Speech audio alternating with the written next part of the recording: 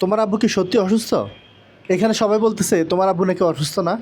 তোমরা নাকি ভাওতাবাজি করে আমার কাছ থেকে ওই দিন 10,000 টাকা নিছো। ঘটনা কি সত্যি? তোমার আম্মু কোথায়? আসসালামু আলাইকুম। আপনার স্বামী নাকি অসুস্থ না? আপনি নাকি ভাওতাবাজি করে আমার কাছ থেকে টাকা নিতেছেন। এই যে সবাই এখানে সবাই বলতেছে। আমি আপনাদের বাসায় যাব, আমাকে বাসায় নিয়ে চলেন। যারা বলছে আমি বাজাবাজি করে আমি টাকা নিছি, আচ্ছা, আমি মনে করি আপনি আমার বাসা যাওয়া উচিত। আপনি মনে করেন আপনার বাসা যাওয়া উচিত? জি, তাদের যারা উচিত। বলছে তাকে আমি দেখাই দিব যে আমি আমার স্বামী অসুস্থর কারণে আমি মাস্ক বিক্রি করি আমার মেনি। আমিও দেখাই দিতে চাই যে আমার স্বামী অসুস্থ, আমি আল্লাহর ঘরে বসে আমি বলতেছি। আমি সবাইকে আমি বলবো সত্য কথাই যে আপনি আল্লাহর ঘরে বসে মিথ্যে কথা বলবেন না, এটাই তো? না। তো ঠিক আছে, আপনি ওটা খাওয়াইয়ে চলেন, আমরা আপনার বাসায় যাই। আজকে আর বিক্রি করতে হবে না, ইনশাল্লাহ কিছু একটা হবে। হ্যাঁ, আমি দেখে আসি। হ্যাঁ? হুম।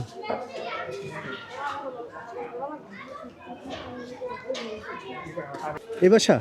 আচ্ছা।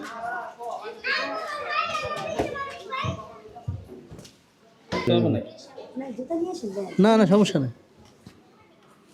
আসসালামু আলাইকুম। আর কি লাইট আছে? হুম, আচ্ছা। ভালো আছেন?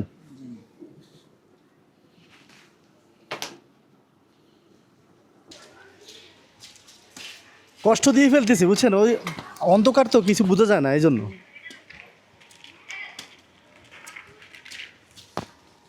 ওরা কই? ভাই তোমার ভাই কই? আচ্ছা, এখন লাস্ট কবে ডাক্তার কাছে গেছেন? 20 দিন আগে গেছিলাম, ওই অ্যাক্সিডেন্ট করে আসছিলাম।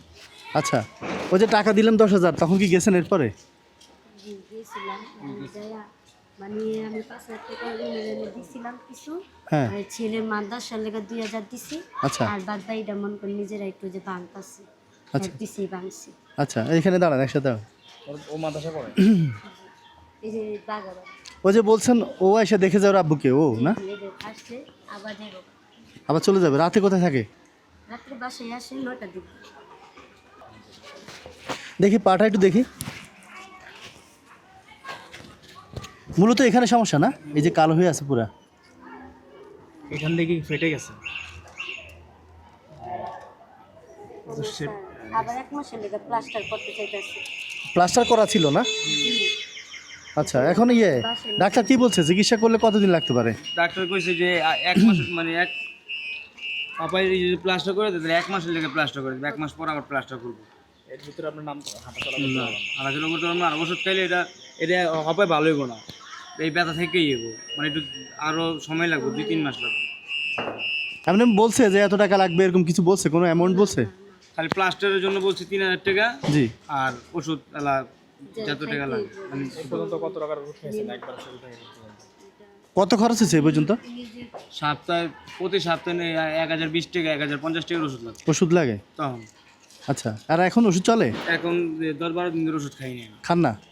ওষুধ দিছে খান না কেন? খান না টাকার জন্য?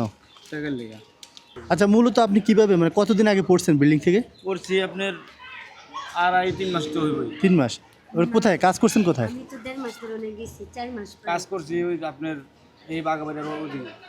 আমি অটো রিক্সার মিস্ত্রিও আমার ইলেকট্রিক কাজে যাবে। আচ্ছা আচ্ছা, মানে ইলেকট্রিক কাজ করতে যা পড়ে গেছেন নিচে।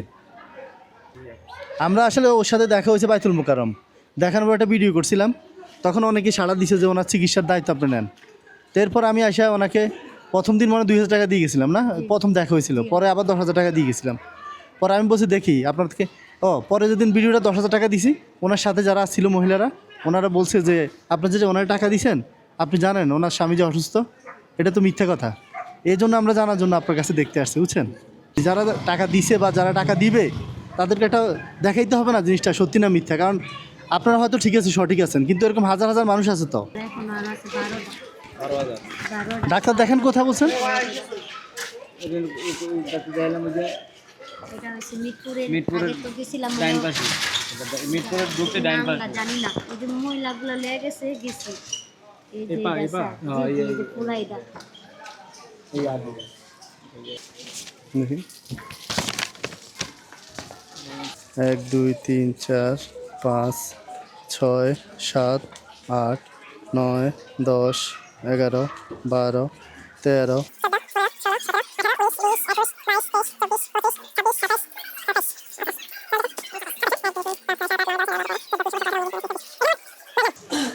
এখানে মোট 30,000 টাকা আছে। হ্যাঁ, এই 30,000 টাকা দিয়ে আপনি চিকিৎসা করেন। হ্যাঁ, ইনশাল্লাহ এটা দিয়ে হয়ে যাবে। যদি না হয় আমি তো আছি, আমি আপনাদেরকে বাইতুল মোকাররমে এসে ওনাকে খোঁজ করবো। হ্যাঁ, আমি আবার সামনের সপ্তাহে আসবো। হ্যাঁ, আপনি আমার আপডেট জানাবেন যে কী করছেন না করছেন, ঠিক আছে? আমি চাই এই টাকার মধ্যে আপনারা সুস্থ হয়ে যাবেন ইনশাল্লাহ। হ্যাঁ, এই টাকা ভাঙবেন না, এই টাকা পুরোটাই চিকিৎসার জন্য ব্যবহার করবেন, ঠিক আছে? যাতে আর আপনার কষ্ট করে ওখানে যাইতে না হয়। হ্যাঁ, আপনার টাকা দরকার আরও দিব, কিন্তু উনি যাতে আপনার যাতে না যাইতে, এই যে বাচ্চা কাচ্চা নিয়ে কষ্ট করতে না হয়, ঠিক আছে? উনি আগের মতো কাজ করবেন, আর আপনি সংসার করবেন এখানে, ঠিক আছে? আর ওদের পড়াশোনা আছে না, ওগুলো আপনি ওদেরকে খেয়াল রাখবেন। হ্যাঁ, আচ্ছা এই মাদ্রাসায় বসে আচ্ছা আচ্ছা। না, আপনার এখানে অনেক কষ্ট হয় বুঝছেন, ওর তো লাইফ শেষ, বুঝলেন নাই? চিকিৎসার জন্য যারা টাকা দিয়েছেন, যে যা পারছেন, আলহামদুলিল্লাহ, সবাইকে ধন্যবাদ। আর ওনার চিকিৎসার জন্য আরও হালকা পাতলা কিছু লাগতে পারে, সেজন্য যদি কারো মন চায় যে না আমার সাথে যোগাযোগ করে ওনাকে চিকিৎসা করার জন্য টাকা দিবেন, তাহলে আমার সাথে যোগাযোগ করতে পারেন। আমি ওনার ওয়াইফের কাছে এসে বাইতুল মোকাররম পৌঁছায় দিব। আর সবাই ওনার জন্য দোয়া করবেন, যাতে আপনার টাকাটা যেন কাজে লাগে, ওনার চিকিৎসাটা যেন হয়। আপনারা যে মহৎ উদ্দেশ্য নিয়ে ওনাকে টাকাগুলো দিয়েছেন, যাতে ওই বাচ্চাটা কষ্ট করে টুপি বিক্রি করতে না হয়, ওর বাবা আবার সুস্থ হয়ে সংসার চালাতে পারে ঠিকভাবে। তো সবাই ওনাদের জন্য টাকা দিলে হবে না, সবাই নামাজ পড়ে অন্তত দোয়াটা করবেন। হ্যাঁ, আচ্ছা।